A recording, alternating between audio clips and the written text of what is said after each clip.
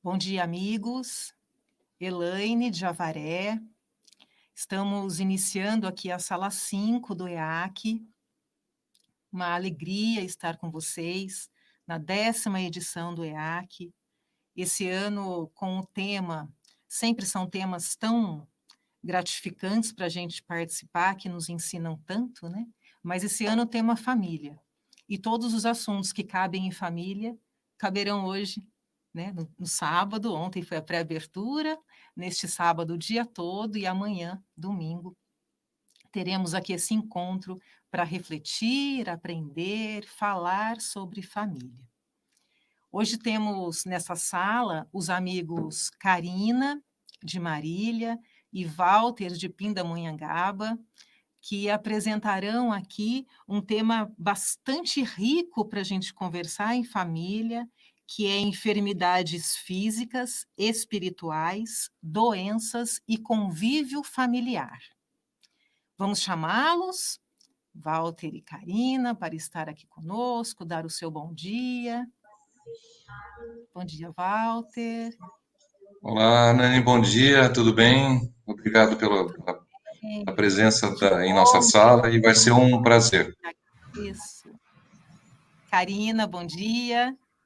Queridos amigos, bom dia. Bom dia, Elaine, Walter, todos que estão nos acompanhando. É uma grande alegria nós participarmos do EAC, que é um evento consagrado no movimento espírita. E nós queremos parabenizar todos os organizadores e equipes, na pessoa do nosso querido amigo Orson, a quem nós agradecemos imensamente o convite. Orson é um amigo universal, né? A cada canto do movimento espírita que a gente conversa, temos um amigo em comum. Esse querido Orson, né? Um grande divulgador, com a sua equipe numerosa do EAC, né? Que tem esse trabalho maravilhoso aí em sua 10ª edição.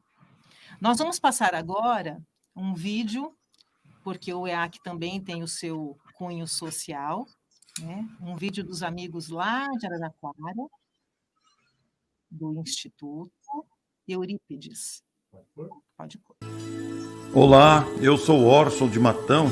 Vocês me conhecem bem. Estou vinculado ao EAC, junto à operosa equipe que realiza anualmente o EAC, o Encontro Anual Kaibarschutel, que completa 10 anos. E este ano será totalmente virtual. Você ouve de fundo aí a música Gigante Bandeirante com o nosso Leleco. Estamos falando do Instituto Eurípides Barçanufo, que ampara famílias, crianças e profissionaliza jovens. E nós queremos pedir a você a possibilidade de você fazer uma inscrição voluntária, um depósito espontâneo, uma contribuição espontânea para auxiliar o trabalho dessa instituição. Já que a inscrição é gratuita, se você puder, deposite qualquer quantia na conta que vai aparecer, que você vai encontrar nesse clipe. Utilize seu WhatsApp para fazer contato com a instituição e ajudar essa notável entidade e iniciativa que ampara crianças, famílias e profissionaliza jovens. Utilize o WhatsApp que aí está. Acesse o site para doação. Tornar-se inclusive um contribuinte mensal. Será a sua ajuda, a sua contribuição espontânea, a sua inscrição voluntária para o evento que acontece. E nós ajudamos uma grande instituição. Muito obrigado a você.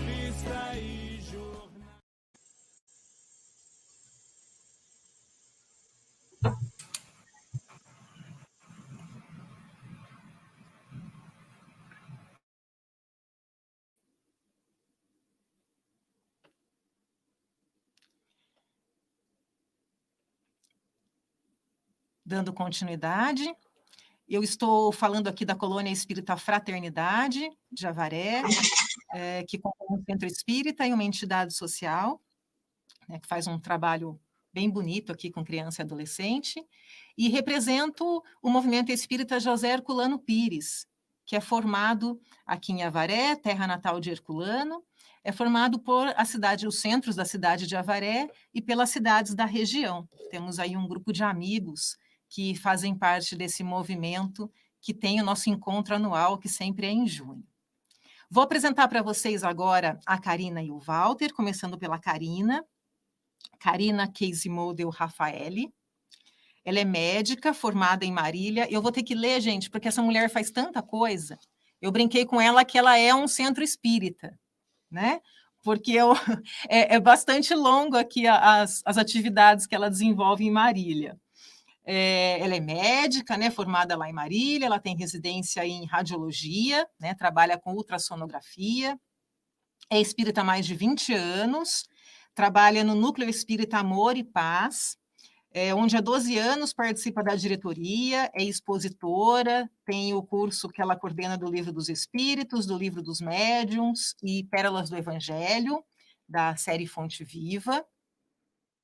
Ela coordena o Evangelho Ponto a Ponto, que é um grupo de estudo aprofundado do Evangelho segundo o Espiritismo, é dirigente de reunião mediúnica e uma das coordenadoras do GARI, Grupo de Apoio à Reforma Íntima, ligado ao atendimento fraterno, lá da casa. Coordena ainda o grupo de pais da Escola de Evangelização Infanto-Juvenil. Bastante trabalho. Ela foi vice-presidente da USE Intermunicipal de Marília, na última gestão, de 2016 a 2019. É casada, tem uma filha, e vai falar para a gente a questão, hoje, das enfermidades físicas e espirituais. O Walter também é médico, Walter Bonaparte Júnior. Ele vive em Pindamonhangaba, há 25 anos, mas é natural de Campinas. Ele é médico com formação em neurocirurgia e cirurgião de coluna. Cursou a faculdade em Taubaté, tem pós-graduação na França, trabalha nas casas espíritas Eurípides Barçanufo e André Luiz, lá em Pindamonhangaba. É casado, tem 2 filhas, um neto lindo, que eu vi a foto, Henrico, que está com 4 meses, e ele tem 2 livros publicados, 32 Mensagens Inspiradas, que é um livro de mensagens, né? E Almas, que é esse romance espírita aqui, que eu vou mostrar, porque eu conheci o Walter no último EAC, em 2019, né, Walter? Estávamos juntos lá em Matão, e ganhei esse livro, e ficamos amigos desde então. Como a gente disse aqui no início, o Orson tem tantos amigos, e ele aproxima os amigos dele, e a gente se torna amigo também, não é? Feita a apresentação, eu vou passar a palavra para a Karina, ela vai fazer primeiro a abordagem. Então eu gostaria de avisar, né, informar os participantes que nós faremos 2 abordagens iniciais do tema, primeiro a Karina, depois o Walter. Depois nós estaremos nós 3 juntos aqui para fazermos um debate. Então, mandem suas questões, suas dúvidas, que a gente, aqui no chat mesmo, né, a gente vai aqui selecionando, pegando todas as perguntas e vamos passar para eles. A gente terá um bom tempo para conversarmos aí depois dessa apresentação inicial. Tá? Karina, então é com você, boa apresentação. Muito obrigada, viu, Nani, querida? Então, meus amigos, inicialmente, dentro do tema enfermidades físicas e espirituais, doenças e convívio familiar, nós vamos conversar sobre a visão de saúde e doença pela doutrina espírita, baseada nas obras da codificação e outras referências que nós vamos citando ao longo da nossa fala. Meus amigos, o Espiritismo amplia muito a nossa leitura da vida, das questões existenciais, do nosso contexto e papel nessa existência, através da compreensão dos princípios básicos trazidos por Kardec e os espíritos superiores da codificação. O entendimento dos conceitos como Deus, que é a inteligência suprema, causa primária de todas as coisas, com perfeições infinitas, a dinâmica de funcionamento das leis de Deus, que são perfeitas, lei de causa e efeito, a imortalidade da alma, reencarnação, inter-relação entre os dois mundos, espiritual e material, a pluralidade dos mundos, ou seja, o entendimento de todo o processo evolutivo do espírito. Dentro desses conceitos relacionados, são pilares de sustentação da nossa fé, que é raciocinada, baseada na razão, na lógica e nesse sentido. Quando compreendemos a justiça divina dentro desse mecanismo e entendemos que a dor, as aflições e todos os desafios que a vida nos apresenta, como a doença, são estímulos evolutivos. Portanto, o Consolador prometido por Jesus não vem tirar a dor, mas tira o desespero, ameniza o sofrimento. E alicerçada nesse entendimento, a medicina espírita não considera apenas o corpo físico, mas o espírito imortal em evolução. Então, meus amigos, vamos iniciar lembrando a definição de saúde dada pela Organização Mundial de Saúde, como sendo um estado completo de bem-estar físico, mental e social. Então, saúde não é só ausência de doença.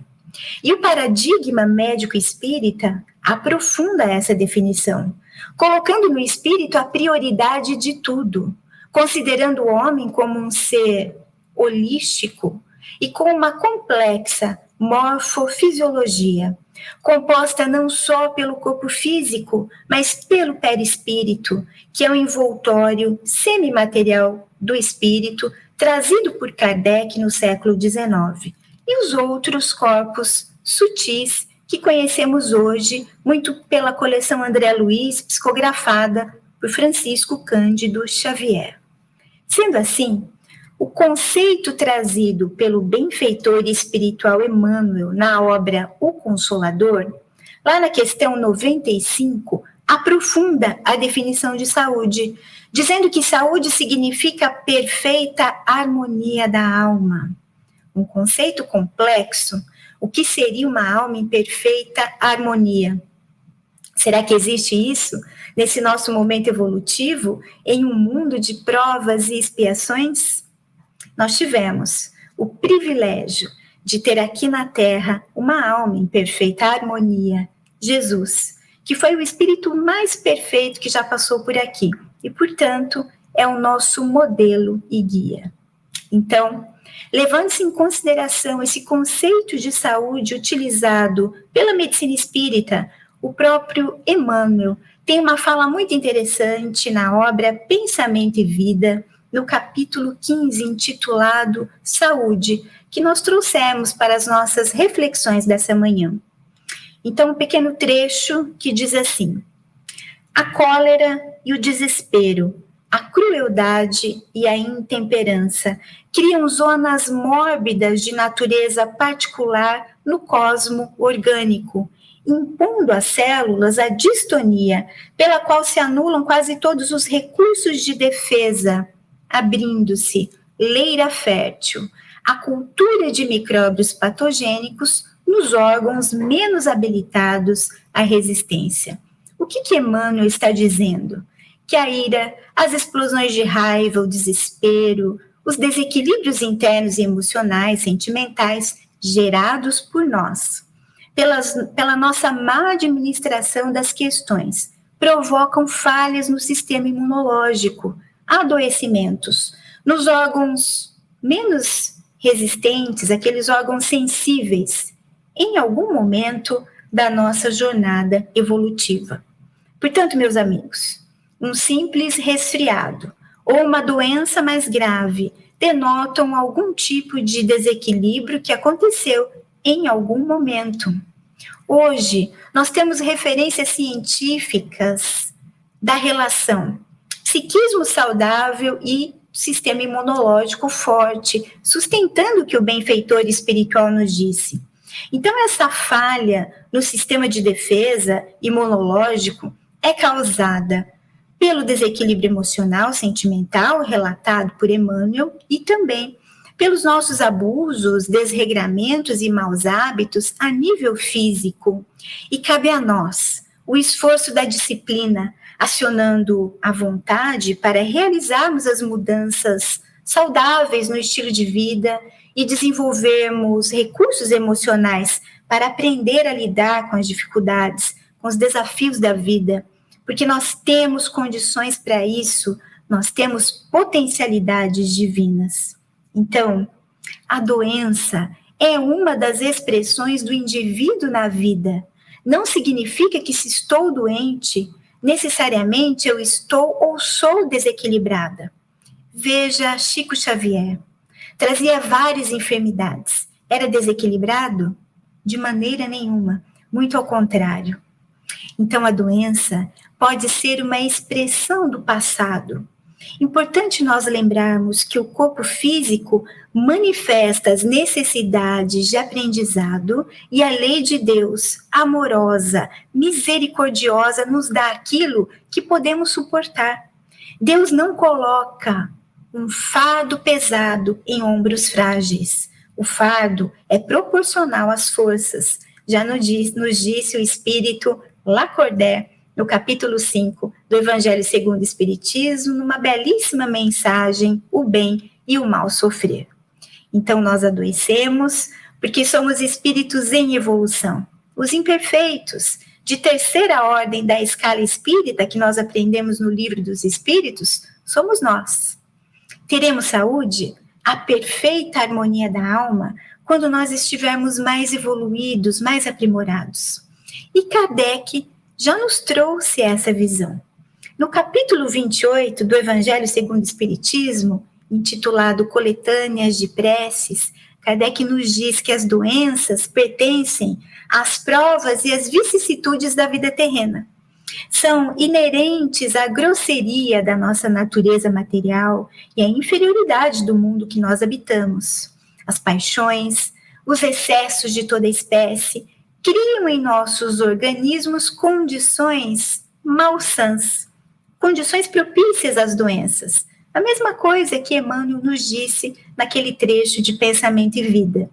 Doenças às vezes hereditárias, diz Kardec, e nos mundos mais avançados, física e moralmente, o organismo humano mais depurado, menos material, não está sujeito às mesmas enfermidades, e o corpo não é minado pelo corrosivo das paixões. Paixões, imperfeições, nossas fragilidades íntimas, que determinam esses estados de saúde e doença durante a nossa jornada, durante a nossa trajetória. Mas Kardec vai nos dizer que devemos melhorar a nossa condição atual, e se apesar dos esforços não pudermos fazê-lo, o Espiritismo, meus amigos, nos ajuda a suportar com resignação todos os males que são passageiros. Meus amigos, não há mal que dure para sempre. E Deus coloca ao nosso alcance os meios de cura. Então, a medicina da terra, nesse sentido, é divina. E é nosso dever aplicar esses meios e buscar todos os recursos para o nosso bem-estar. As causas das nossas doenças estão relacionadas às nossas necessidades de aprendizado, no sentido de que a doença é o caminho da cura da alma. Podem ser relacionadas as causas com nossos abusos atuais nessa vida, ou ser consequência de vidas passadas, não no sentido de castigo ou punição, porque Deus é amor, mas no intuito de ser consequência natural e oportunidade de reajuste. Então, o corpo físico é um reflexo do perispírito, assim como o perispírito é um reflexo do corpo mental, que é o envoltório sutil da mente e que é um reflexo do psiquismo, como nos explica André Luiz na obra Evolução em Dois Mundos. E hoje, os nossos pensamentos, emoções, condutas estão sendo registrados no perispírito. Então, se eu fumo, se eu bebo, se eu uso drogas, se se vivo num estado de desequilíbrio íntimo, com vícios físicos, morais, eu estou lesando o meu perispírito. Isso está sendo registrado para um futuro molde no próximo corpo físico, já que o corpo físico é um reflexo do perispírito. Então, quando o benfeitor Emmanuel nos fala no texto de Pensamento e Vida sobre a falha no sistema de defesa, abrindo um campo fértil para os micro-organismos nos órgãos menos resistentes, ou seja, mais sensíveis, que órgãos são esses? São aqueles que foram lesados por nós nessa vida ou em outras vidas. E nesse sentido, nós vamos ter vários fatores que desencadeiam as doenças, entre eles o estilo de vida. Então, imagine tabaco, álcool, alimentação inadequada, que leva a desdobramentos, obesidade e assim por diante. Nós temos os fatores genéticos, que são predisponentes, são aqueles que nós trazemos e nos predispõem a diversas doenças, como câncer, por exemplo. Nós sabemos hoje dos proto-oncogenes, que ajudam as células a crescer, e que quando sofrem mutações produzem neoplasias, os tumores, os cânceres em geral. Então, meus amigos, diante de tudo isso, dessa complexidade, imagine uma pessoa que tem uma tendência genética para câncer de pulmão e ainda fuma, ou para câncer de bexiga, que também tem relação com cigarro, e ainda fuma. Então, aumenta demais a chance de ter, é potencializada. E uma outra questão muito comum é a pessoa ter uma visão restrita, materialista da doença. Exemplo que aconteceu esses dias. Realizando um ultrassom, nós achamos uma alteração chamada esteatose hepática, que é um acúmulo de gordura no fígado relacionado a fatores de risco, como obesidade, diabetes, doença metabólica, mas que também está associada ao consumo excessivo de álcool. E esse paciente usava bebida de álcool. Nós fomos explicar essa relação.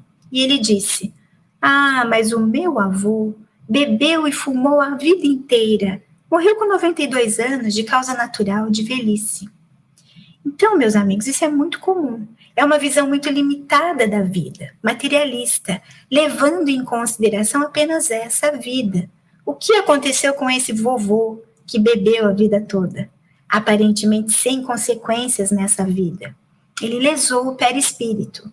Virá nas próximas com sensibilidades maiores nos órgãos que foram abusados por ele. São os órgãos sensíveis, menos resistentes, citados por Emmanuel, e que nós chamamos de órgãos de choque.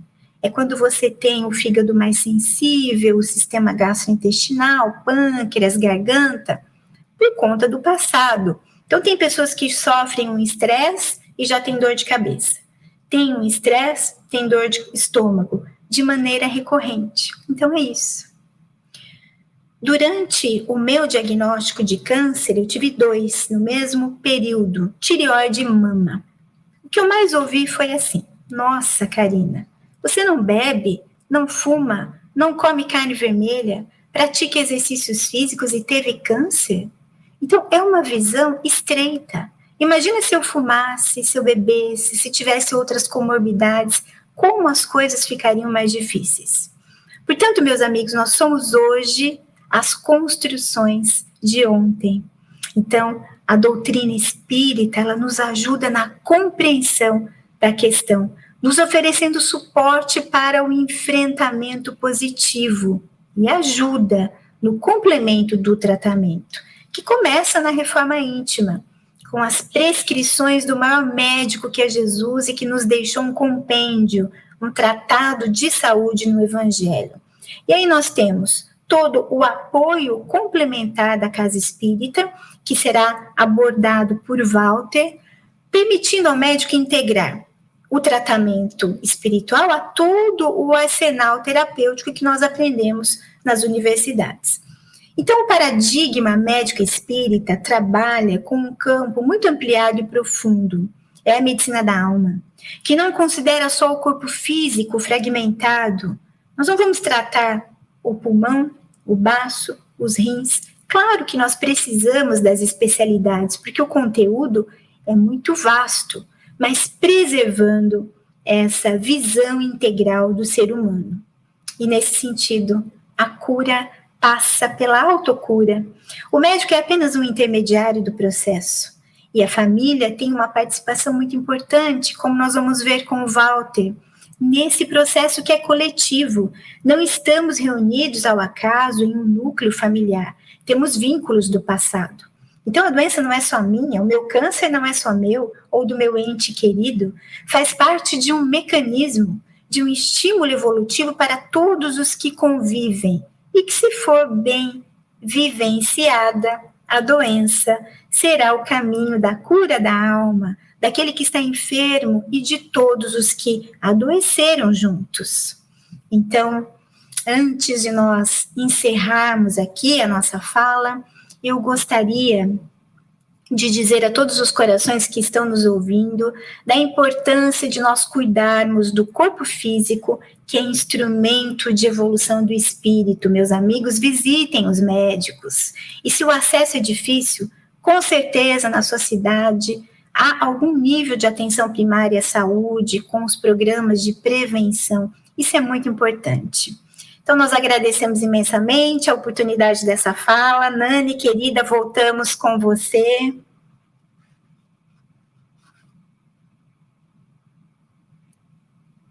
Que fala linda. A sua fala é doce, nos consola só de te ouvir, Karina. Obrigada pela essa contribuição. Muitos amigos aqui estão agradecendo, pedindo orações, talvez porque se sentiram como eu, tão acolhidos com a sua fala tão doce. Claro que a espiritualidade está presente, né, está atuando em todos os pedidos de oração que estão aparecendo aqui neste momento. Nós vamos passar agora a fala para o Walter, né, que também vai fazer a sua consideração, e depois da fala do Walter a gente vai retornar para um diálogo, para as perguntas, mandem suas dúvidas no chat.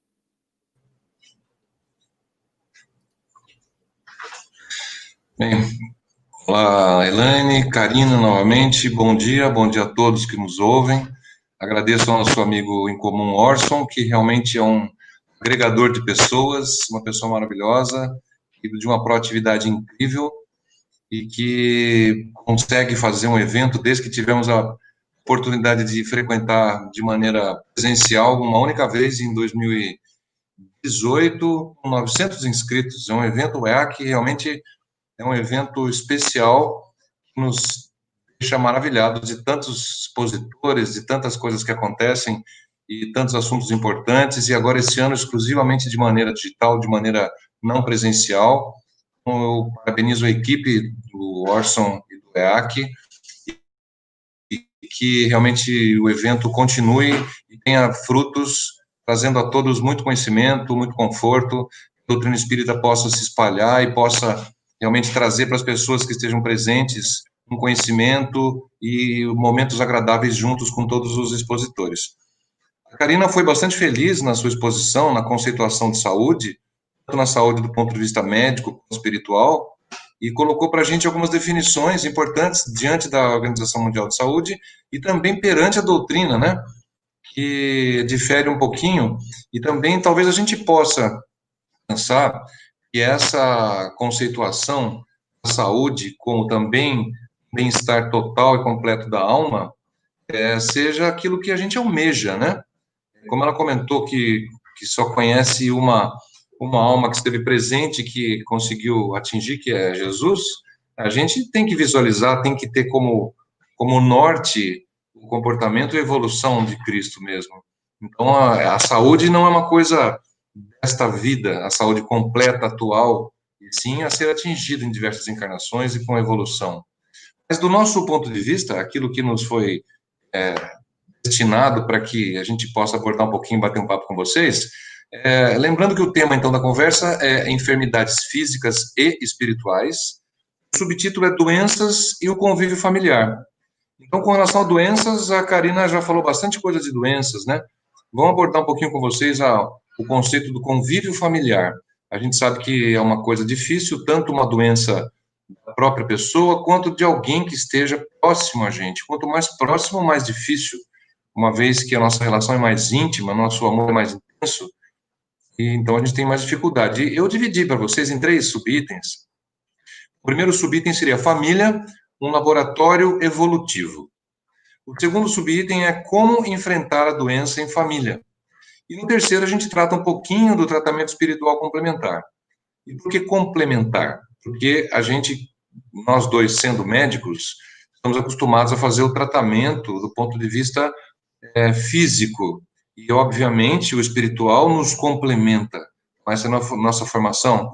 Talvez a gente tenha vindo, talvez não, com certeza tenhamos vindo para essa encarnação com essa missão do tratamento dos corpos, né, como médicos.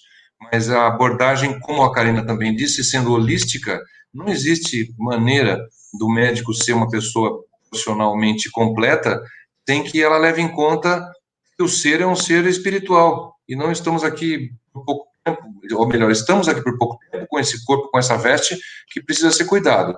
Mas o tratamento das doenças físicas envolvem intimamente aquela abordagem espiritual. E a abordagem espiritual seria conhecermos a nós mesmos, né? E tomarmos uma série de atitudes em direção a isso. Com relação ao primeiro item, então, bastante interessante, existe na literatura espírita, existe na internet, no YouTube, diversos programas ou trabalhos que abordam a família como um laboratório evolutivo. Laboratório, o que quer dizer laboratório? Laboratório é aquele local onde nós fazemos testes, onde se testam hipóteses para a gente angariar novas teses, né? Que podem ser verdadeiras ou falsas. Então, a gente vem numa família como sendo um laboratório. Nós vamos nos testar e testar aos outros a nossa capacidade de convivência, de evolução, de respeito, junto a outras pessoas. Que a desagregação desse conceito daria um aumento muito grande do egoísmo. Eu vivo sozinho, não dependo de ninguém, e a minha presença não dependeria nada para ninguém. Então, a gente ficaria muito egoísta, muito egocêntrico. Então, é um laboratório evolutivo porque nos traz esses testes. Diante desses testes, a gente pode ir aprendendo acertos e erros. Então, nós somos imunes a erro? Muito pelo contrário. Nós cometemos hoje, no nosso estado de evolução, mais erros do que acertos. Então, à medida que acontecem os erros no comportamento, nas atitudes, a gente tem que ir revisando aquilo para que a próxima vez não seja um erro, e sim um acerto, né? Bom, com relação às oportunidades, ainda como laboratório evolutivo, oportunidades de evolução nessa encarnação. São aquelas que a gente pode dividir em 2 tipos de oportunidade. Talvez a gente poderia dizer que são aquelas que dependem de nós mesmos, como nós nos comportamos e que atitude tomamos diante de determinadas situações, ou seja, na família, seja no trabalho ou em qualquer local, né?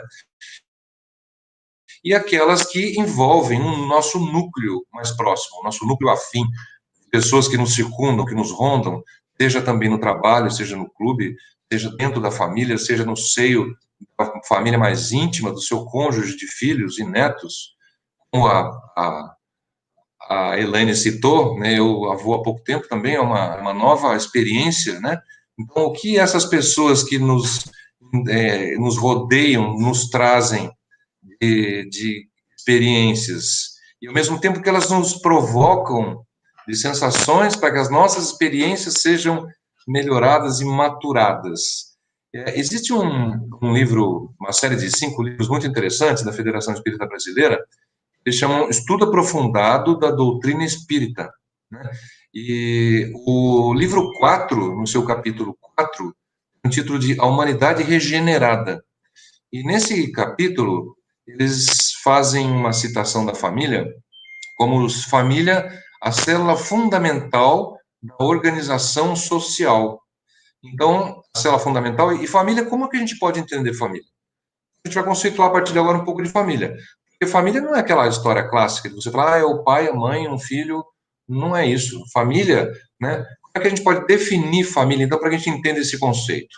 Bom, é uma conceituação bastante interessante que Divaldo Franco, através da psicografia de Joana de Anjos, coloca no seu livro Estudos Espíritas, Joana de Ângeles nos conceitua a família como sendo uma representação de um clã social, um conjunto de pessoas unidas por convicções ou interesses comuns, por sintonia, por identidade, e pode ou não ser formada por laços consanguíneos. Uma pequena república fundamental para o equilíbrio da grande república humana representada pela nação. Olha que interessante essa representação de família por Joana de Ângeles, né? Um clã social que pode ou não ser formado por pessoas de laços consanguíneos. Então, eu tenho um grande amigo. Esse grande amigo é da minha família?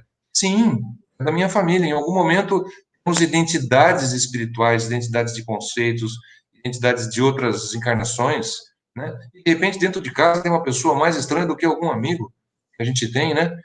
Dentro da conceituação genérica de família, a gente encontra aqui um grupamento de raça, de caracteres e gêneros semelhantes, resultado de agregações afins. Quando temos coisas em comum, formamos uma família, né? Então, como a gente comentou, pode ser no emprego, pode ser na família e etc. Agora, o que significa a gente estar dentro de uma família? Então, para alguns, a família é um berço de alegrias incontáveis. São momentos de satisfação um atrás do outro, é um porto seguro perante as tormentas da vida, né? Para outros, pode ser uma prova infindável de angústias, de privações, dificuldades que a pessoa enfrenta estando, pertencendo àquela família. Então, lembrando o que a gente falou, família é um conceito genérico. A família não é dentro de casa, são diversos tipos de família. Temos até hoje, temos diversas configurações familiares, né, que a gente, são grandes mudanças que a gente vai tendo na nossa sociedade, né? Mas, afinal, espiritualmente, como é visto esse tipo de diferenciação entre as famílias? Por que em algumas a pessoa se sente um berço de alegrias incontáveis, em outras é uma prova infindável de angústias, né? Por que umas apresentam uma perfeita harmonia, e em outras parece que a pessoa está passando um verdadeiro caos na Terra, dentro daquele grupo afim? Poxa, se é afim só no bem? Não, pode ser afim em algumas situações que não são tão boas assim. Aí é que a gente pensa nos resgates anteriores, né? Por que somos afins hoje? Se o que eu faço atrai determinadas companhias, então somos afins. Pode ser que em outras encarnações fizemos algumas coisas em conjunto, esse grupo, esse núcleo espiritual. Em relação ao que a gente pode retirar dentro do nosso livro base, que é o Livro dos Espíritos, a gente tem, por exemplo, a questão 766, onde Kardec pergunta: a vida social está na natureza da pessoa? Ela própria se constitui uma vida e um conjunto social? Então, o que o Espírito diz? Certamente, Deus fez o homem para viver em sociedade. Não lhe deu inutilmente a palavra e todas as outras faculdades necessárias à vida de relação. Ou seja, esse poder de comunicação que temos, seja com o toque, seja com a palavra, com o comportamento, com o nosso exemplo, não veio à toa. Nós temos isso, senão nós seríamos quietos e mudos e não falaríamos, não teríamos relação com nenhuma pessoa. Afinal de contas, eu sou a própria família. Lembra que eu falei no começo? Que isso vai recrudescer o egoísmo, já disse Emmanuel? Então, a gente não é essa a nossa proposta. Então, portanto, é uma lei natural de Deus, mantendo ainda a resposta da 766, portanto, é uma lei natural de Deus o convívio em sociedade, para que busquemos em conjunto de nossas aptidões e virtudes o progresso moral e intelectual. Com isso, o homem se reorganiza em núcleos familiares, onde espíritos simpáticos, né, com a mesma frequência, que buscam a mesma coisa, se reúnem a fim de auxiliar-se mutuamente. Então, não somos isolados, existe um auxílio, uma relação entre esses seres, uma evolução durante essa vida corpórea. Então, essa questão ela é bastante significativa, que é a 766 do Livro dos Espíritos. Agora, em caso de famílias mais desagregadas ou desequilibradas, a gente pode notar talvez uma união expiatória, né, onde os espíritos têm alguma divergência, onde os seres já tiveram divergências, ou tiveram ou têm agora. Nem tudo que acontece é necessariamente de outras encarnações, né? Agora, nessa encarnação, a gente se une pelo laço do sangue, no caso da consanguinidade? Sim. Então, tem alguma finalidade.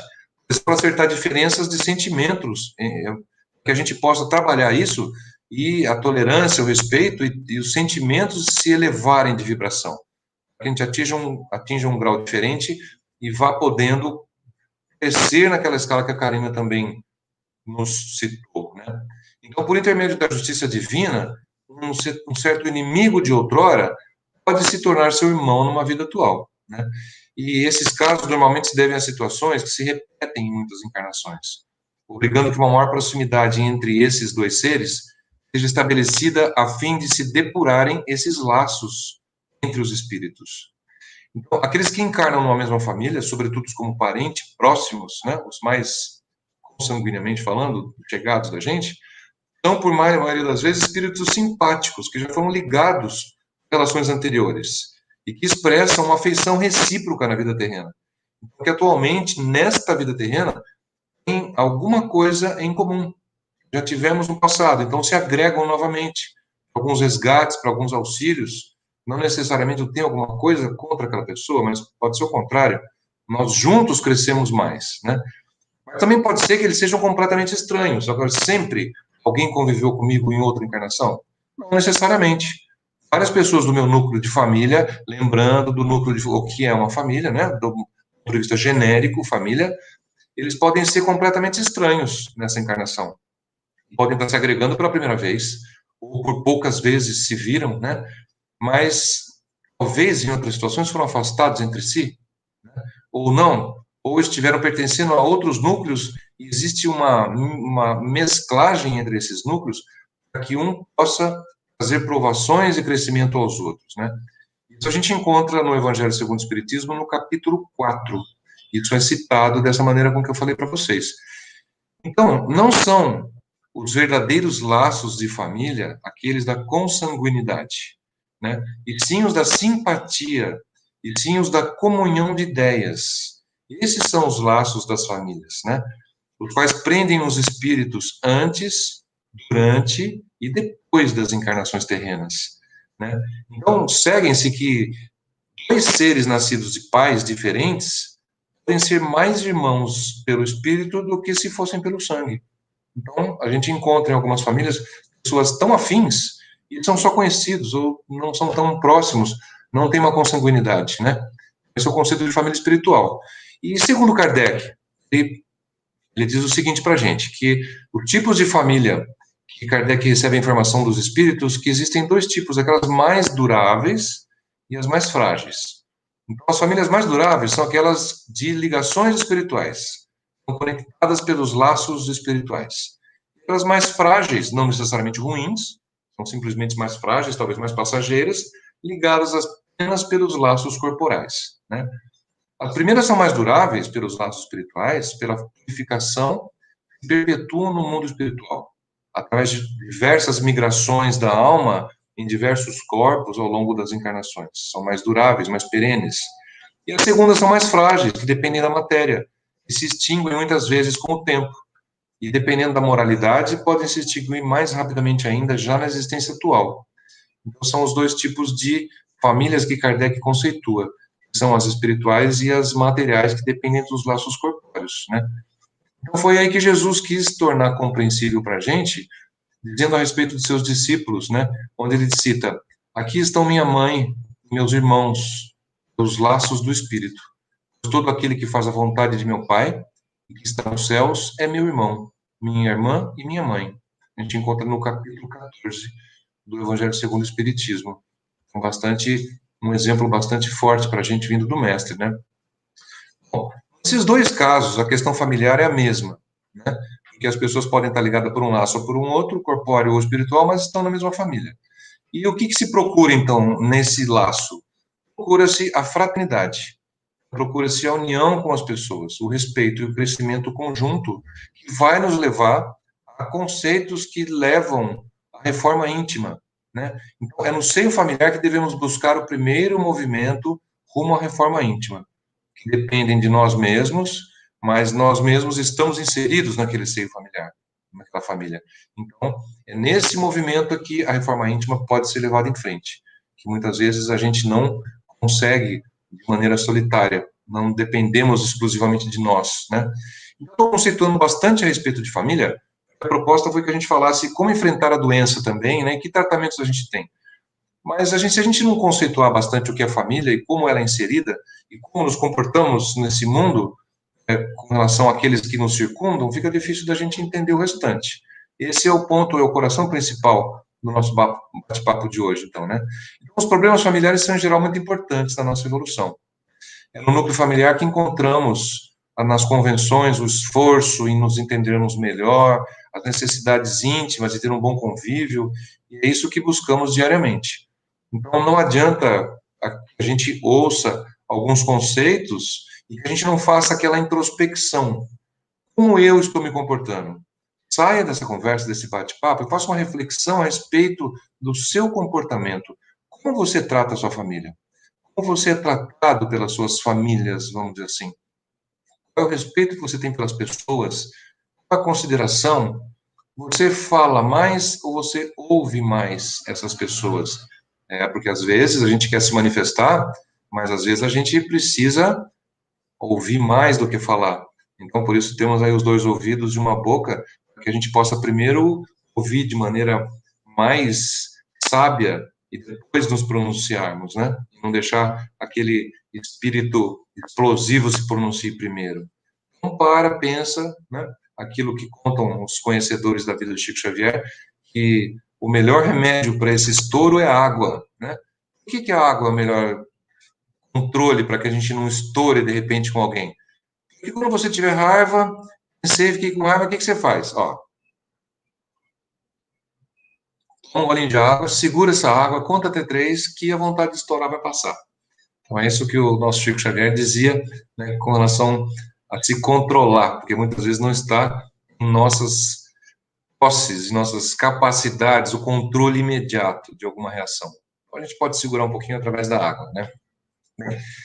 O livro Entre a Terra e o Céu, André Luiz, aí a gente tem uma declaração bastante interessante de Clarencio, que é o guia espiritual, sobre evolução moral, né, que diz respeito à família. Ele diz o seguinte, olha, a família espiritual é uma constelação de inteligências, cujos membros estão na Terra e nos céus. A família não é só terrestre.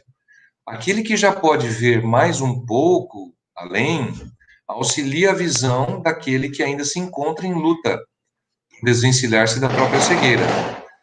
Todos nós, por mais baixo que revelemos na escala de evolução, possuímos não longe de nós alguém que nos ama, a impelir-nos, a nos impulsionar para a evolução. Isso podemos verificar nos círculos da matéria mais densa, ou seja, no nosso círculo. Temos constantemente corações que nos devotam estima e se consagram ao nosso bem. São palavras do guia Clarencio, no livro Entre a Terra e o Céu, ditado por André Luiz, né? Muito bonito esse conceito. Tá, então a gente já conceituou bastante família, e como a gente pode enfrentar a doença em família? É isso que talvez vocês estejam esperando, para puxa vida, mas aí a proposta, como é que eu posso enfrentar na minha família essa doença? Como a Karina representou para a gente, que ela teve essas duas patologias importantes, impactantes, né? Ela já caracterizou para a gente como é a doença. Existe um conceito muito ligado aí a Avaré, onde é a Elaine, ligado a Herculano Pires, que propõe o conceito de existencialismo espírita, né? Ou seja, isso significa que o conceito, o plano de cada um encarnatório, ele é moldado também no dia a dia, quando o indivíduo determina seu espaço. O que isso quer dizer? Isso quer dizer que temos um planejamento encarnatório, mas dependemos daqueles que temos ao nosso lado também. Então, não é o materialismo, né, e simplesmente aquilo que tem que acontecer, né, a gente não tem explicação dentro de um plano maior. Ele chama de existencialismo espírita, Herculano Pires. Existe um trabalho muito interessante, que na Universidade de São Paulo foi publicado em 2017, que ele nos diz o seguinte, que famílias podem sofrer mais que os pacientes com as doenças crônicas. Olha que importante. As famílias podem sofrerem mais as ações das doenças do que o próprio doente. Então, ele mostrou que o sofrimento de doenças crônicas podem afetar demais a família e aquele núcleo em torno da pessoa, né? Os resultados deixaram pesquisadores da Escola de Enfermagem de Ribeirão Preto surpresos com o fato dos pacientes avaliados apresentarem melhores resultados com as questões sociodemográficas e espirituais na qualidade de vida.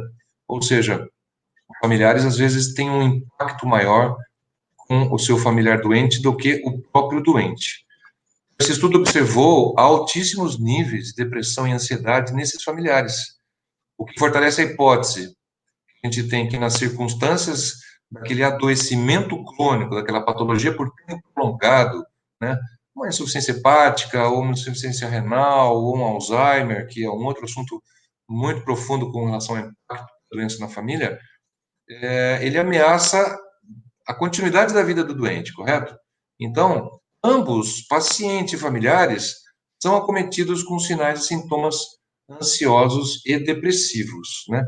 Então, a gente tem que lembrar que temos um plano em comum, se essa família é consanguínea ou não importa, temos aquele plano e a nossa energia, a nossa sensação é passada para as pessoas em volta da gente. Então, as pessoas que estão em volta precisam realmente da nossa atenção. Quantos de nós aqui não tem alguém em casa que precisa cuidar, uma mãe, um avô, um pai ou um filho, que é dependente? Qual é o grau dessa dependência? Qual a dificuldade? E quanto isso impacta na família? Quanto isso faz diferença? É uma doença permanente? É uma doença provisória? Quanto isso custa do tempo e dos planos? Quantos planos dessa família mudou por causa da convivência com uma pessoa com uma patologia crônica? Muito, muito. Agora, isso não é à toa. A gente tem que entender, a doutrina espírita, o Consolador nos traz que isso faz parte da nossa evolução. Então, nossos planos têm que ir se adaptando dentro daquelas situações e a gente não pode resistir totalmente e querer que aquilo que a gente pensa que é o correto para a gente dure. A gente tem que ir realmente usando da fraternidade e usando desses moldes, né? Então, aí a gente já está falando do tratamento. Quando a gente conceituou família, a gente fala dessas repercussões dentro da família. A gente está falando já do tratamento espiritual, que o tratamento espiritual, uma das coisas básicas, faz parte a mudança de comportamento daquele que atua, daquele que está dentro desse núcleo. Então a gente pensou, essa doença é ocasional ou é permanente? Isso muda muito o tratamento. Ela causa algum tipo de incapacidade na pessoa ou na família? Ela tem capacidade temporária ou não é permanente? Né? Essas incapacidades são físicas ou mentais? Né? Elas impactam na rotina familiar? Né? Elas sofrem influência do ambiente socioeconômico? Por exemplo, as famílias de baixa condição socioeconômica têm muito mais dificuldades, casas pequenas, dificuldade de acesso à medicina. Então, as cargas emocionais são muito maiores. Até na própria pandemia, a gente pensa agora, por exemplo, as dificuldades são grandes, né? Então, esse grupo está conseguindo enfrentar como um todo? Ou cada um está para o seu lado e o doente está jogado ali, né? São sobrecargas individuais ou sobrecargas coletivas que a gente está enfrentando? Isso tudo está ligado muito à lei do merecimento, ao karma, às ligações espirituais de outras existências. É uma coisa bastante complexa. Dentro do tratamento espiritual complementar, a gente poderia dizer que a frequência à casa espírita é importante.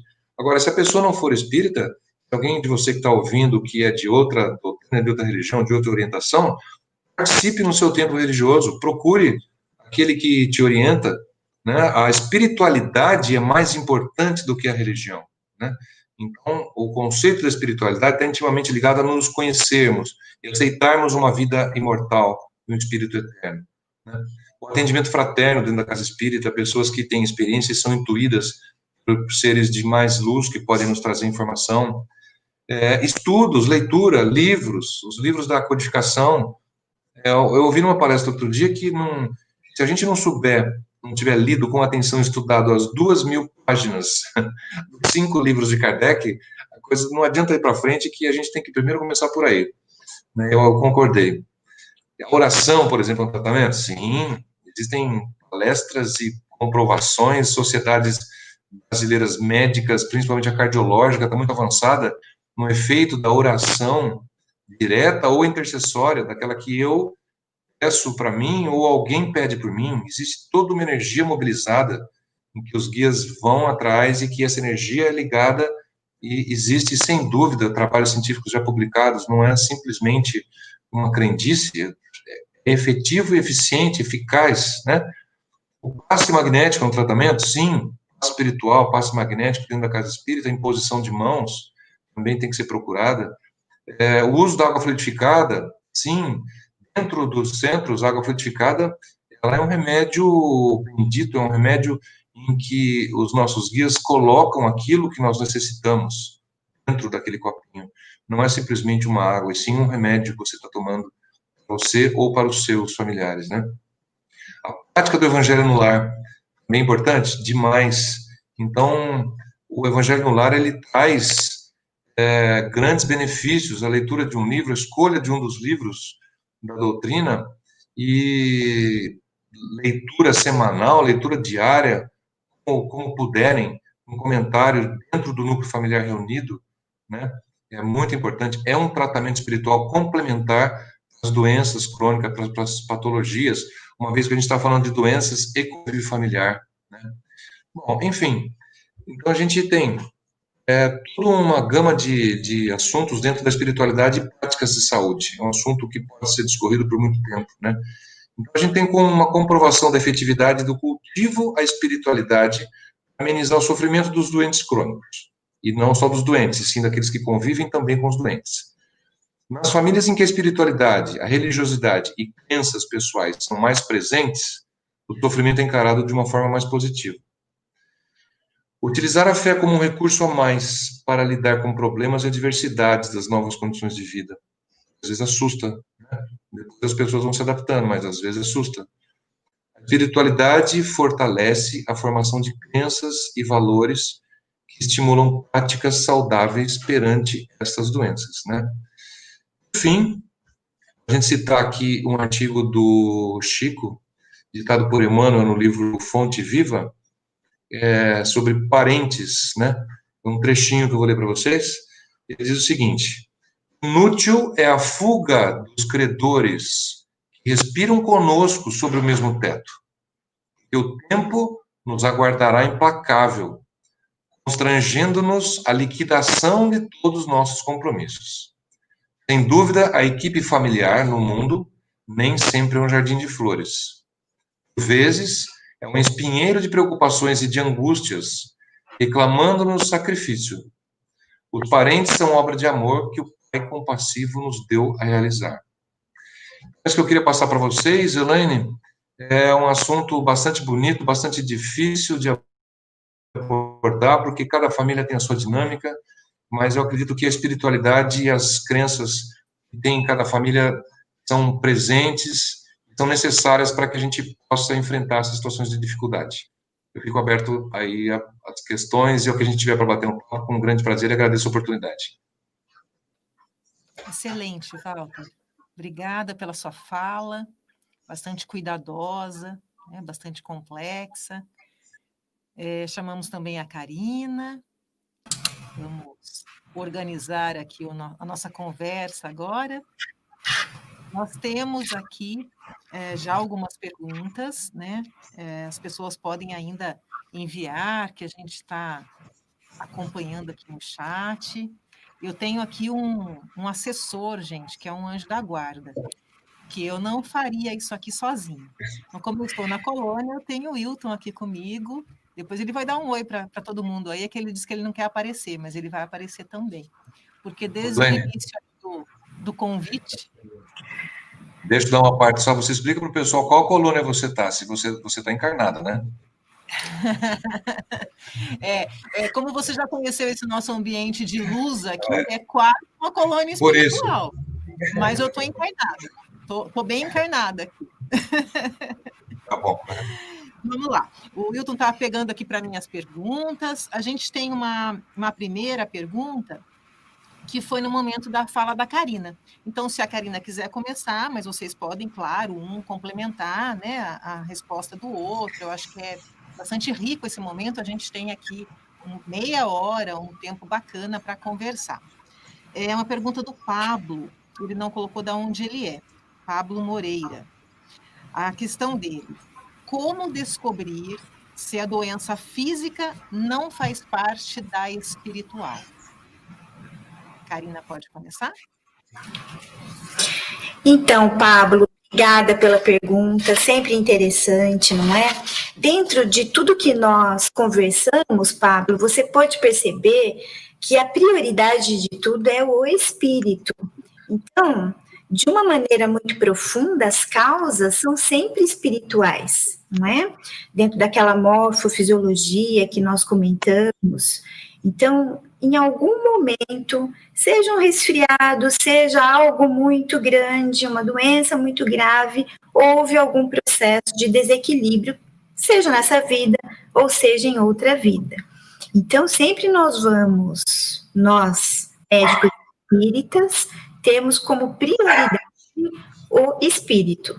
Né? Então, no nosso modo de pensar, as questões são espirituais, dentro dessa complexidade de fatores que nós colocamos, tá bom, Pablo? Eu acho que ele fez a pergunta no início, não foi, Nani? Depois a gente conversou um pouco sobre isso, não é? Acho que foi respondido para ele.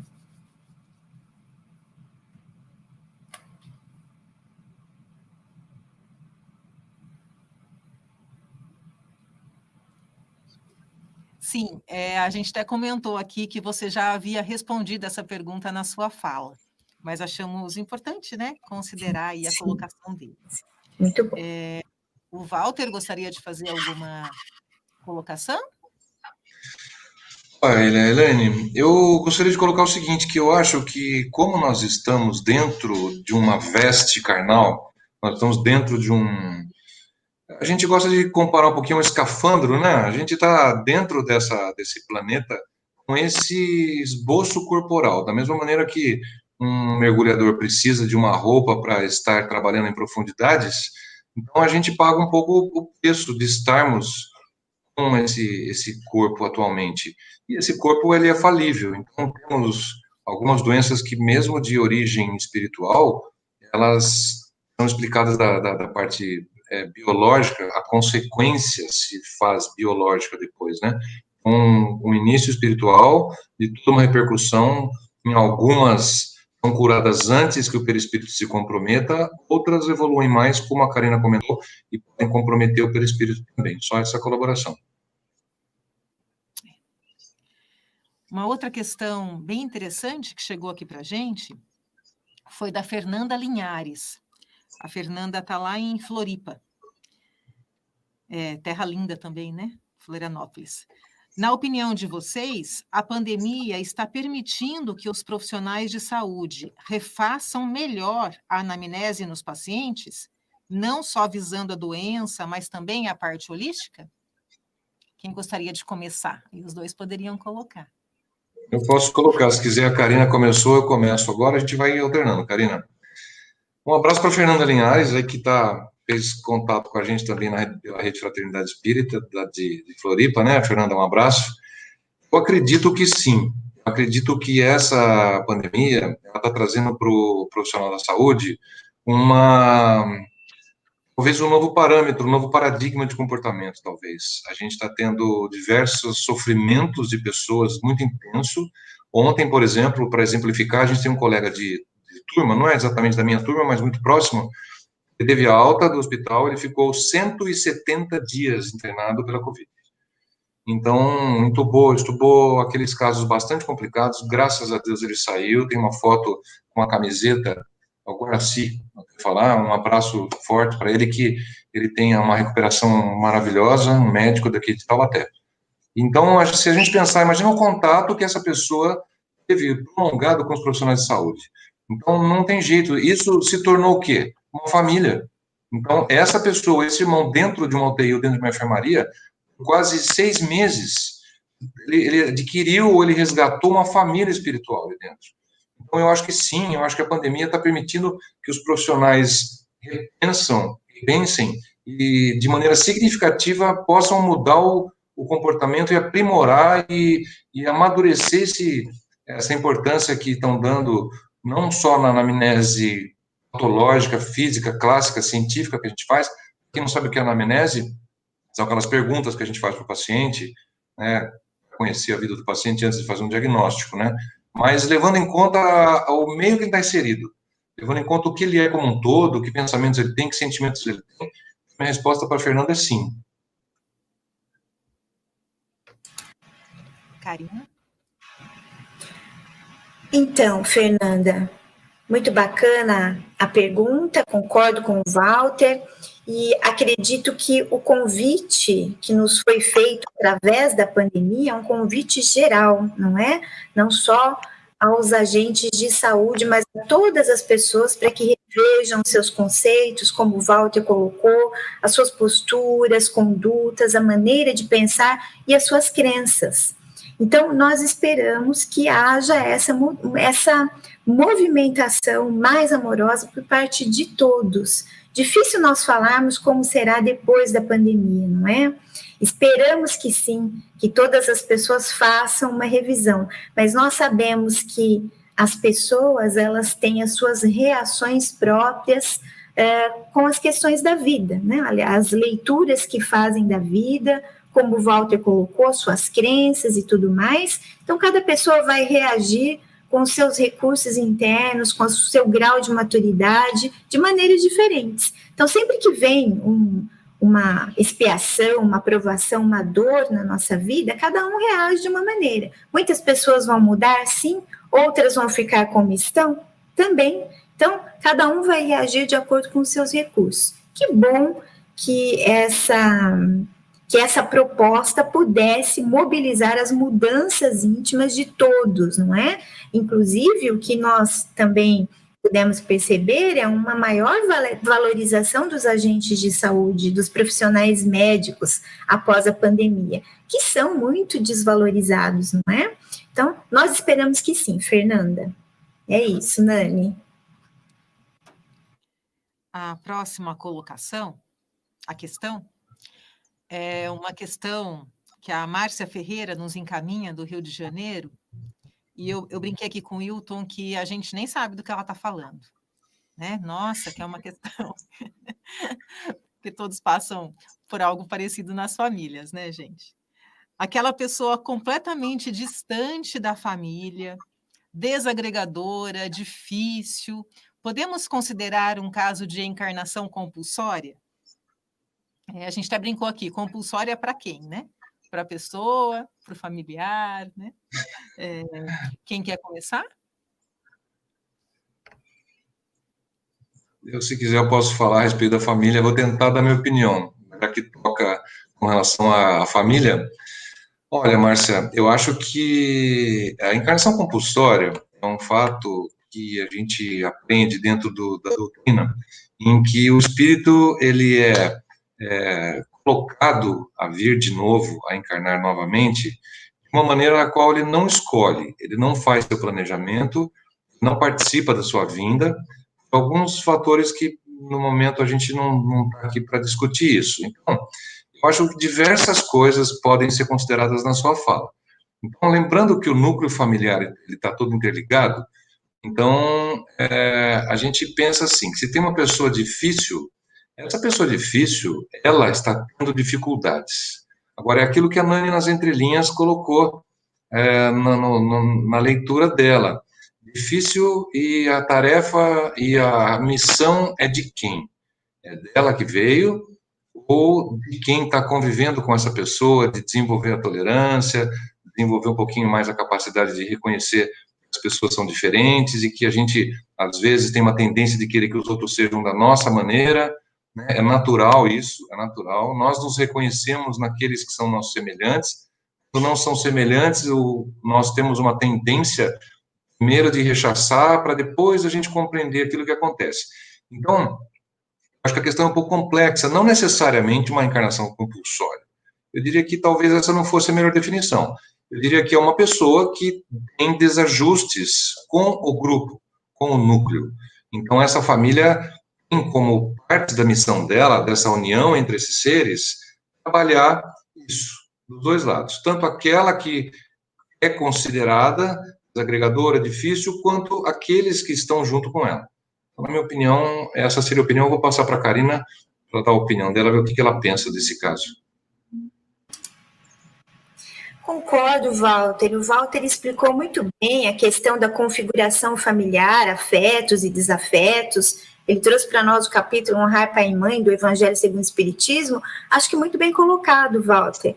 Eu só vou brincar um pouquinho com a Márcia, tá, Nani? Dizendo o seguinte, Márcia, muitas vezes nós achamos que o difícil da nossa família é o outro, viu? Mas, na verdade, nós é que somos os difíceis também. Então, é só uma brincadeira para a gente relaxar, tá, Nani? Nani, para complementar, é um caso que uma vez me contaram, é o seguinte, um casinho rápido, que uma pessoa teve um familiar que teve uma doença que deixou uma sequela, né? E era uma pessoa de bastante idade, e aí dois amigos conversando, um deles falou assim, puxa vida, ela poderia desencarnar logo, né? Porque tanto sofrimento, né? Não considerando, assim, todo o aprendizado e o karma que isso pode estar sendo resgatado, aí a pessoa virou e falou assim, seria mais fácil, né? Aí ele falou, seria mais fácil. Aí o outro respondeu, para quem? Para você ou para ele que vai? Né? Então, a gente nunca sabe. A gente, às vezes, busca um conforto quando, na realidade, não é aquele caminho, né?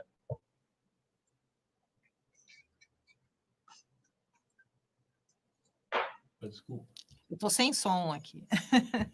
Exatamente, exatamente. Muito bom, gente, muito boa essa conversa. A gente está aqui, é muito rico isso, porque enquanto vocês estão nos brindando com esse diálogo tão cheio de conhecimento, com uma fala tão consoladora, eu e o Wilton estamos pensando aqui o que a gente quer perguntar para vocês, porque a gente está super envolvido com esse tema, né? Um tema que nos envolve bastante. Aí o Wilton colocou uma pergunta que é dele, que a gente achou que seria bem bacana para vocês comentarem agora, que é a seguinte: tem uma expressão, a doença é o caminho da cura da alma. O que vocês dizem sobre essa expressão? Quem começa? Exatamente. Essa é o caminho da cura da alma. É o caminho da cura da alma por toda aquela complexidade que nós trouxemos, não é? Quando nós estamos vivendo esse processo difícil, que é a doença, nós temos uma oportunidade ímpar de fazer esses reajustes internos.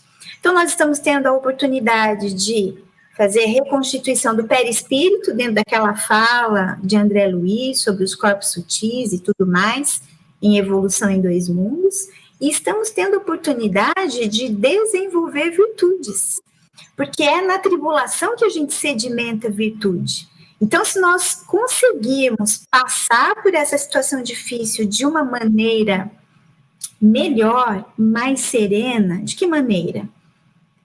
Estabelecendo gratidão, com serenidade, tentando trazer os pontos positivos daquela situação difícil, com paciência, sem reclamação, sem revolta, sem nos colocarmos em posição de vítima, porque isso é muito comum. E aí nós estaremos, então, passando de uma maneira melhor e já nesse processo de autocura, porque, na verdade, toda cura significa autocura.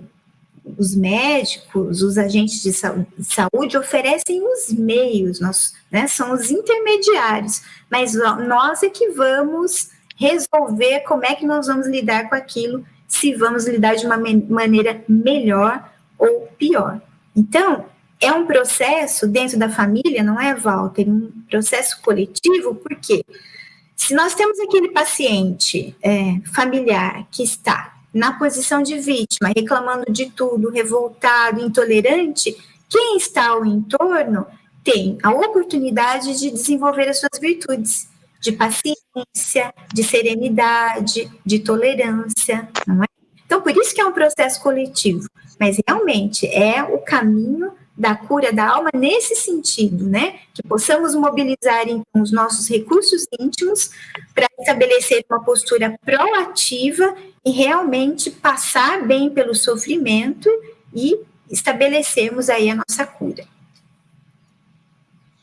Eu gostaria de complementar também, Karina, que o Wilton fez uma pergunta bastante interessante, uma pergunta-comentário, na realidade, né?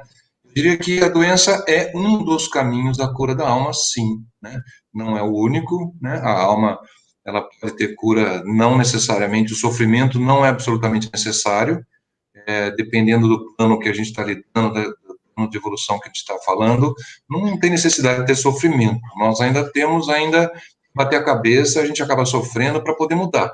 Esse é o caso que a gente vê diversas vezes, diversos exemplos de pessoas que têm uma vida muito louca, uma vida muito corrida, que o materialismo impera e que, de repente, esse auto-executivo tem um infarto do miocárdio, fica na UTI, fica, né, isolado, afastado durante um tempo, depois se considera uma série de coisas e muda bastante o comportamento, a maneira de ver as pessoas e dá um clique na vida da pessoa. Eu dei o exemplo do infarto, como outro qualquer outra doença, é válido que a gente compare, alguma coisa que faça com que a pessoa pare o seu ciclo, quebre o seu jeito de viver e mude. Isso é o quê? É uma doença que colaborou para a evolução da alma, para a cura, para o tratamento da alma, é um freio para que a pessoa pare, enxergue e mude um pouco o seu ponto de vista, para que ela olhe de outro lugar, que ela saia daqui, vá para lá e acaba olhando por outro ponto de vista, acaba enxergando diferente as mesmas coisas. Então, um comentário bem interessante, é um dos caminhos, sim. Eu tenho até uma frase que sempre me recordo de uma fala do Dr. Décio Iandoli Júnior, né, um médico querido lá do Mato Grosso do Sul. Ele tem uma das palestras dele que ele diz assim, que ele já viu muitos pacientes desencarnarem curados. E isso me marcou, assim, porque às vezes a gente não compreende, né, quando é um familiar, uma pessoa muito querida, a gente não compreende que esse processo todo da doença, ele trouxe a cura para essa alma, né? Era esse processo necessário. E é importante que a gente tenha isso em mente, né? Isso fique presente para nós e para todos que estão aqui pedindo, né, essas orações, né? Eu fico pensando que cada uma das pessoas que está hoje aqui conectada e que vai ver num outro momento mais propício essa nossa conversa, essa fala tão esclarecedora e consoladora que vocês estão tendo aqui no EAC, terão respostas para essa dor, porque a doença traz essa dor para a família toda, né?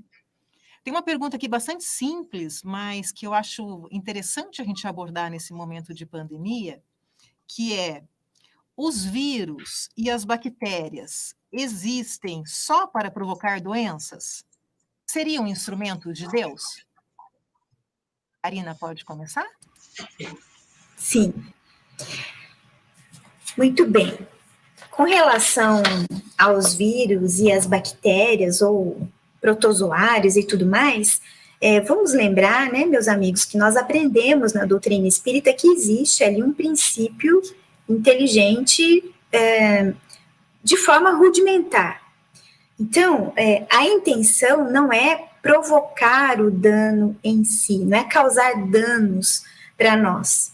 A intenção do princípio inteligente é sobreviver, mas pela lei de Deus, pela interação entre os seres vivos, né, que nós aprendemos lá no Livro dos Espíritos, isso é bastante necessário para o aspecto evolutivo. Então, faz parte de um mecanismo de reajuste de tudo isso que nós falamos do ser humano com relação às leis de Deus. Então, nós somos ainda transgressores da lei divina e estamos aqui em oportunidade de reajustes. Não é punição, não é castigo, ao contrário, é uma oportunidade, uma consequência natural. Então, esses micro-organismos, eles não são agentes eles são agentes que nos oferecem a oportunidade dentro desse mecanismo da lei de Deus. Lembrando que é princípio inteligente.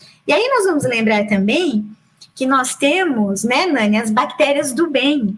Nós temos os bacilos, né, os lactobacilos, que estão ali na nossa flora intestinal. Nós não temos só micro-organismos, entre aspas, do mal, né? Fazendo parte da nossa flora, que tem a ver com o sistema imunológico, né? E tudo isso. Então, vamos lembrar disso, não é? Faz parte de todo esse mecanismo, tudo na vida se encadeia. Kardec vai dizer isso, né? Por elos que nós não conseguimos, muitas vezes, entrever ali, naquele momento, mas faz parte desse mecanismo da lei de Deus essa presença de princípios inteligentes que vão aí nos ajudar nos reajustes, no processo evolutivo de todos nós. Pena, eu queria colaborar também na resposta, dizendo o seguinte, que dentro da rede foi dado: vírus e bactérias são instrumentos de Deus para a punição. Primeiro eu queria começar pelo fim, que não existe punição de Deus, né? Que esse Deus é um Deus da Idade Média, que o conceito de Deus punitivo nós já, graças a Deus, né, ultrapassamos e sabemos que é uma interatividade que existe entre os espíritos dos diversos graus de evolução, que não são para punição, que nós estamos dentro de um mundo que tem suas características. Será que um terremoto, então, é para punir a gente? Será que quando existe qualquer acidente natural da Terra, em que existem perdas de pessoas, tudo é feito para punir? Aquelas pessoas que estão morrendo nos incêndios, os animais que estão morrendo no Pantanal ou na Califórnia, que está acontecendo aquela coisa triste, são pessoas que estão destinadas a morrer? Não necessariamente, né? Eu acho que são contingências também do planeta em que vivemos e da situação geológica e da situação biológica do planeta, né? Sim. Nós temos aí uma questão do Donizete Pinheiro, que foi colocada agora há pouco. A doença de longo curso normalmente estressa os familiares, que também adoecem. Como lidar com isso sem ser considerado negligente e sem amor pelo familiar doente? Acho que aqui é até importante a gente colocar algo que nós chegamos a conversar, as questões do Alzheimer, né? Dos idosos com demência, que é uma questão que, assim, a família toda sente muito, né? Eu posso responder, que eu falei do tratamento, né? Falei particularmente desse assunto, né, Karina? Olha, eu acho, Donizete, que às vezes não tem jeito, entendeu? Às vezes não tem jeito. A gente tem que pensar que a gente não tem que ter retorno para tudo que a gente faz. Então, um dos segredinhos para a gente, que todos estão em busca, inclusive eu e nós três aqui, é fazer as coisas de maneira desinteressada e não queremos que alguém nos aplauda, né? Então, a hora que a gente consegue ultrapassar, nem digo ultrapassar, a gente consegue compreender esse conceito de que se alguém está considerando negligente, é um problema da pessoa. Se você fez tudo o que você podia, se você tem a sua consciência tranquila, se você age da maneira, com os preceitos daquilo que você acha de maneira mais correta, você está fazendo o seu melhor. A partir daí, é tentar convencer a pessoa e não tem jeito. São pessoas diferentes, mentes diferentes, necessidades diferentes. Esse é mais um caso que às vezes a gente quer, o nosso orgulho às vezes precisa de um carinho, né? Dizendo: olha, muito obrigado pelo que está sendo feito, você está feito o seu máximo. A pessoa às vezes não tem condições de reconhecer isso. Então talvez seja o momento de a gente fazer um questionamento se aquilo que a gente fez é o melhor que poderia ser feito. Se a resposta for sim, a gente tem que ter condescendência com a pessoa que está considerando isso e tentar ajudá-lo da melhor maneira possível, continuar ajudando. Essa é a minha opinião.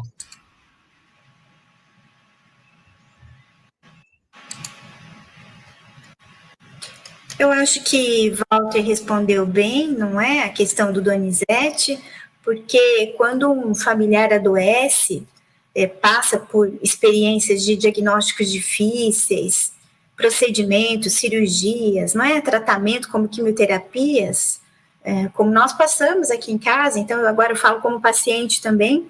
Alguns tratamentos são muito desgastantes, não é? Tem aqueles pacientes que ficam acamados, dependentes. Então, nós temos toda uma mudança de rotina daquela família, que vai precisar voltar para aquele doente, aquele familiar adoecido. Isso é muito cansativo, é estressante para todos. Então, às vezes, precisa montar um esquema, um arsenal de cuidados com o paciente. Tem as dificuldades envolvidas aí de cada um da família, inclusive as financeiras, mas é uma bela oportunidade de nós trabalharmos o egoísmo, que é a causa de todas as nossas imperfeições, e, como Donizete diz, tentar mobilizar os nossos recursos de ampliar a capacidade de amar. Porque é como nós falamos, é na tribulação que nós vamos sedimentar a virtude. E uma das mais importantes nesse processo de doença, meus amigos, é a paciência. né? Paciência com a falta de compreensão do outro. E esse outro pode ser o próprio paciente ou um outro familiar ali envolvido, né? Então, tem todas essas questões que são muito difíceis, depende muito da maturidade de cada um, mas nós precisamos mobilizar esses recursos e ir desenvolvendo, inclusive, a gratidão. Gratidão pela doença? Sim, porque poderia ser pior, e pelo entendimento que nós temos de doença, né? Nós podemos, então, nos esforçar, e a doutrina espírita traz muitos recursos para isso, para desenvolver essa mudança da perspectiva de olhar. Isso ajuda muito na superação. Então, é fazer uma ressignificação da vida em todos os aspectos. Olhar os pontos positivos, né? Não só... nós temos a mania, né, de olhar o que falta, mas nós precisamos ver o que nós temos de bom, porque sempre podia ser pior, né, meus amigos? Às vezes, aquele paciente não tem ninguém que cuide, nem da família, mas tem um vizinho, tem um bom agente de saúde, tem um profissional de saúde. Tem uma frase que eu vou reproduzir aqui para vocês, que me marcou muito durante o meu tratamento, que é de uma amiga minha, a Mirella, lá do Núcleo Espírita Amor e Paz.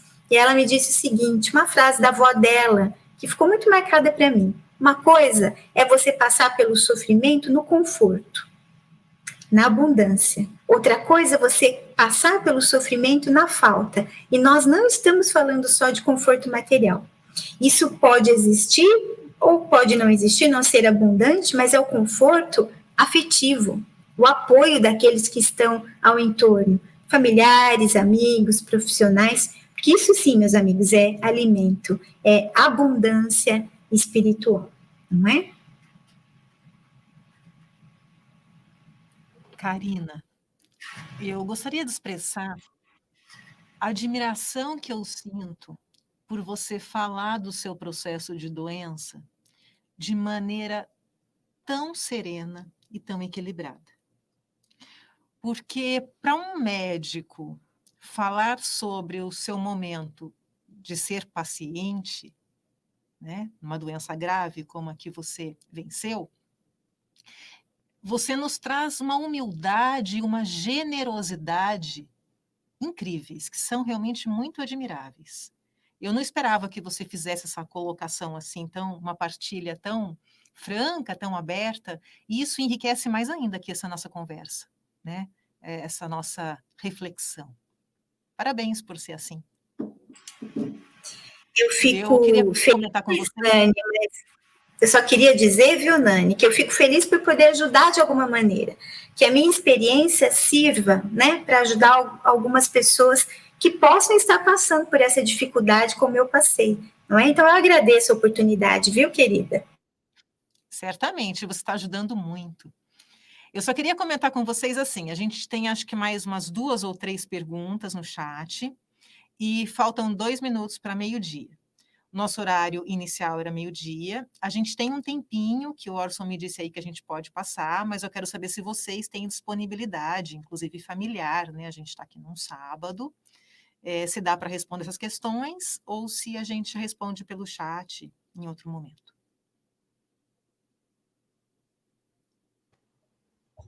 Posso? Ok. Posso fazer?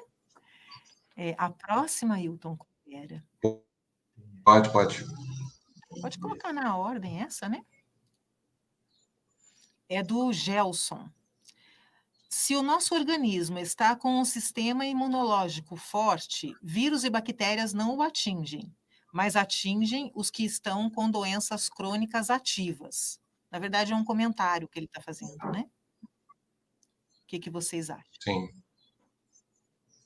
Eu acredito que seja verdadeiro, sim. Isso é a gente vê uma realidade. O organismo tem mais facilidade quando não está acometido, né? Quando as defesas estão mais ligadas, quando os anticorpos estão mais ativados, né? Mesmo que os vírus e bactérias atinjam, o estrago é menor, vamos dizer assim. E quem tem doenças crônicas ativas, se tiver o sistema imunológico comprimido, com certeza são mais expostos a doenças causadas por esses micro-organismos.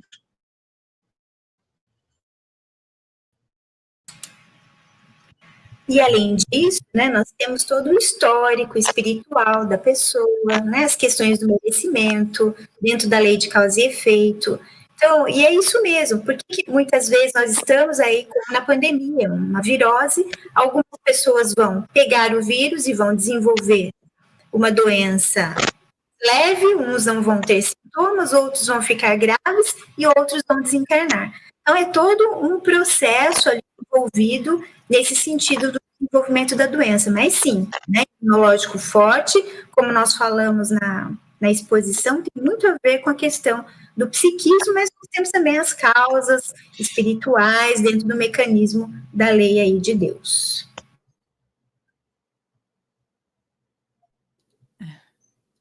Tem uma próxima questão que é complementar a sua fala, Karina. E o Wilton selecionou ela aqui, da Cleusa Lira. Bom dia, fale um pouco da doença imunológica. É sabido que a pessoa que tem doença imunológica tem uma porta aberta para outras doenças autoimunes. Seria somente expiação?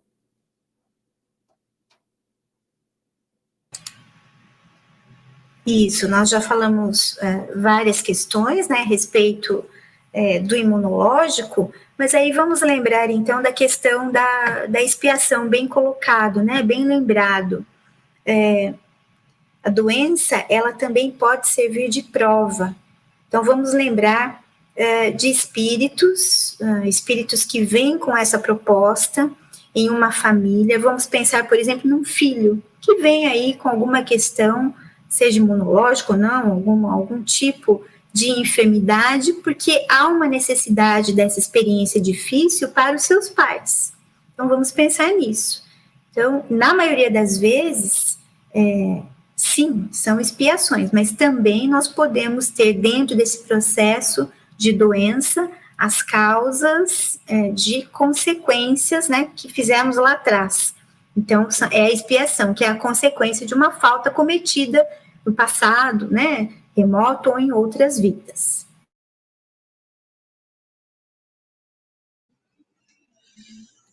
De acordo com a Karina, isso mesmo, nada a acrescentar, Helene. Aí tem... Aí eu tô com o som. Aí a gente tem só uma questão da Fernanda, a Fernanda que já participou aqui, né, de Floripa, a gente não esquece de Floripa, que também é a mesma questão, ela faz, na verdade, ela complementa, né, se é um pedido do reencarnante, mas acredito que seja aí a resposta, talvez vocês tenham somente alguma fala a mais?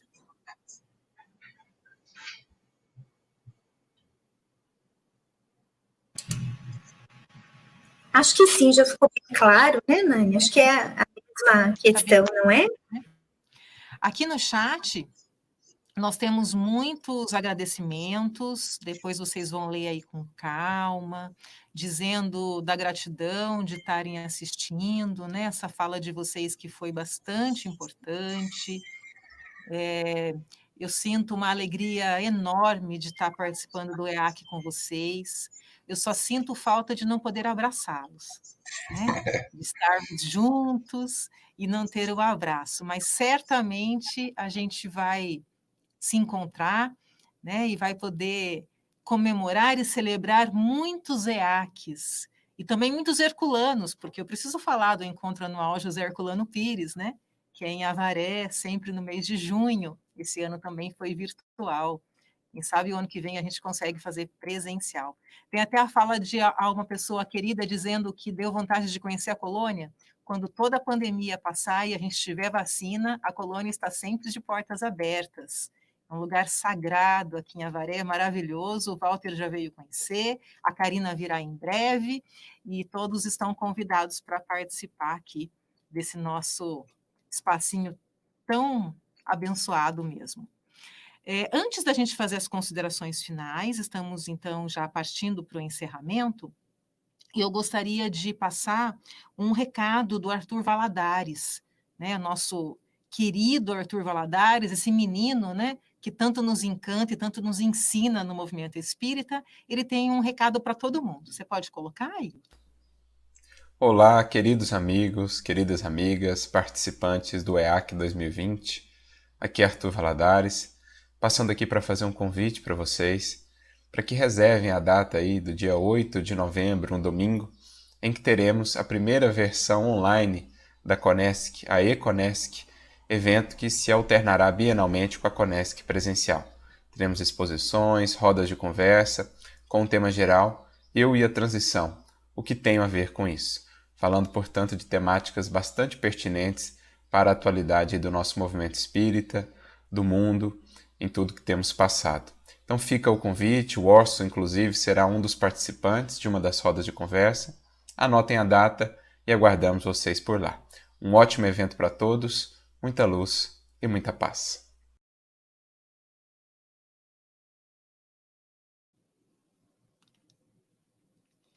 Vamos partir então para nossas considerações finais.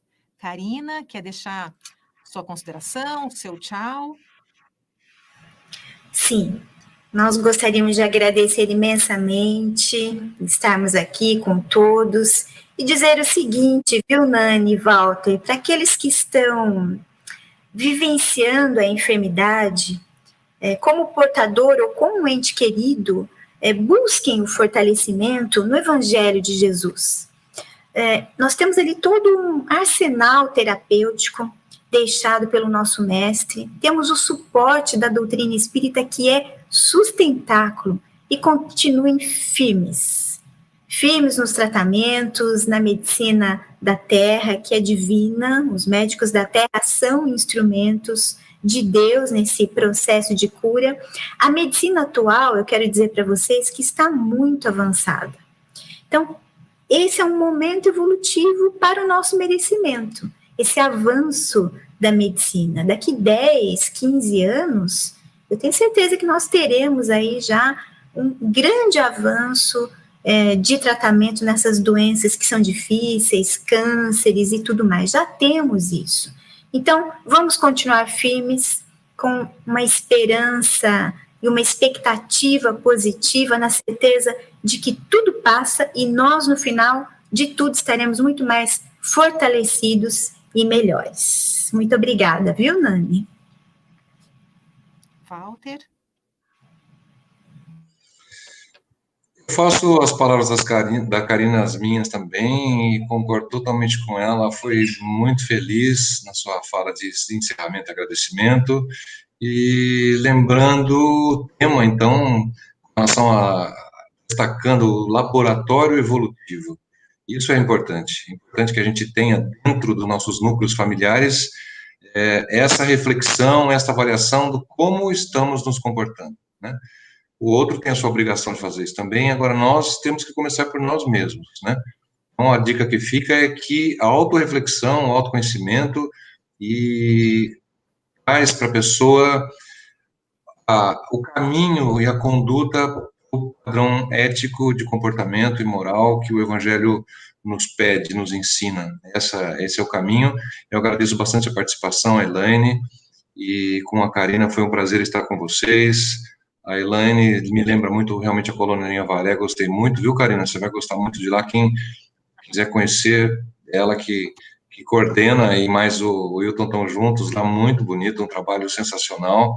E a identificação com Eurípides foi total, pelo fato do centro que eu mais frequento em Pinda, Eurípides Barçanufo, e é uma energia muito semelhante. Então, agradeço a todos e deixo o meu desejo que todos possam sair desse bate-papo com algum tipo de conforto a mais que a gente possa ter trazido. Que Deus nos acompanhe. Obrigado. Obrigada, amigos. Obrigada por aceitarem estar comigo aqui nessa manhã, atendendo aí ao pedido do Orson. Uma gratidão enorme por termos passado esse momento juntos e por todo o contato que fizemos antes, pela conversa, pela partilha, né? A doutrina espírita nos traz esses amigos tão queridos e que nos fazem tão bem ao coração. Agradeço muito mesmo. Agradeço ao Orson e toda a equipe do EAC, né? Esse evento maravilhoso em que eu estive com a minha família aí há muitos anos seguidos, né? Eu sou uma admiradora do EAC e continua, né? Agora no período da tarde, se estendem aí todas as salas, é só vocês acessarem pelos links que estão sendo bastante divulgados pela Rede Amigo Espírita. Agradeço ao Zé Aparecido, né? Zé Aparecido tem esse trabalho maravilhoso com a Rede Amigo Espírita. É um irmão nosso a que a gente deve muita honra mesmo pelo trabalho que faz, porque faz com muita dedicação.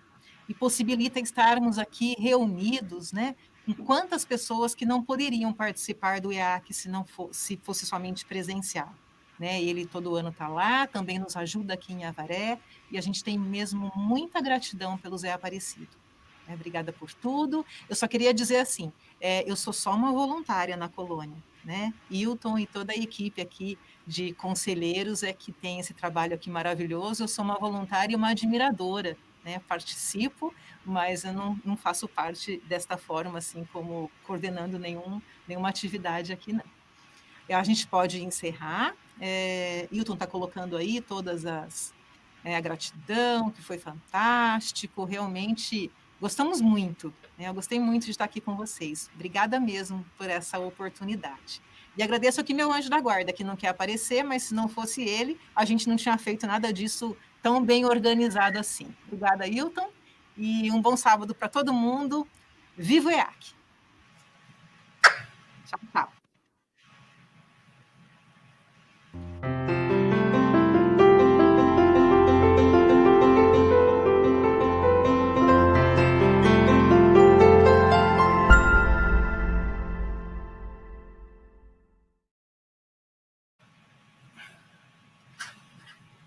Obrigada, gente.